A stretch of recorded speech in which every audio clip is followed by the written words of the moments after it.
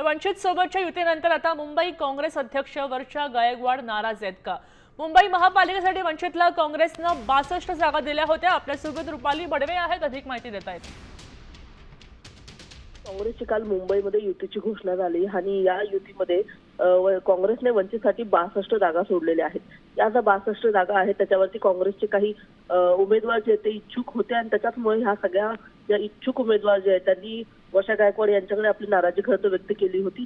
मात्र हा सगळा जो निर्णय आहे तो वरिष्ठांच्या पातळीवरती झाल्याचं खरं तर म्हटलं जात आहे। त्याच्यामुळे कुठेतरी कालच्या पत्रकार परिषदेमध्ये सुद्धा खरं तर वर्षा गायकवाड या गैरहजर होत्या, म्हणजे त्या उपस्थित नव्हत्या आणि त्याच्यामुळे तेव्हापासून एक चर्चा सुरू झाली होती। आणि आता आपण पाहत आहोत की अनेक अशा जागा आहेत तिकडे काँग्रेस देखील इच्छुक आहे आणि त्याच्यामुळे आता कुठेतरी या युतीनंतर वर्षा गायकवाड नाराज आहेत का अशी एक चर्चा खरं तर पक्षांतर्गत सुरू झाल्याचं पाहायला मिळत आहे।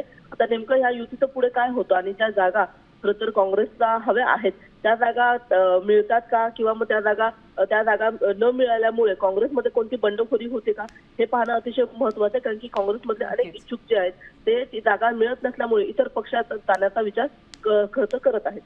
नक्कीच, धन्यवाद रुपाली सविस्तर माहितीसाठी। आपण पाहतोय की आता युती आणि आघाड्यांवर पक्षातले कार्यकर्ते नाराज होत आहेत। त्या वंचित सोबतच्या युतीवर वर्षा गायकवाड नाराज आहेत का, हा प्रश्न नक्कीच विचाराधीन आहे।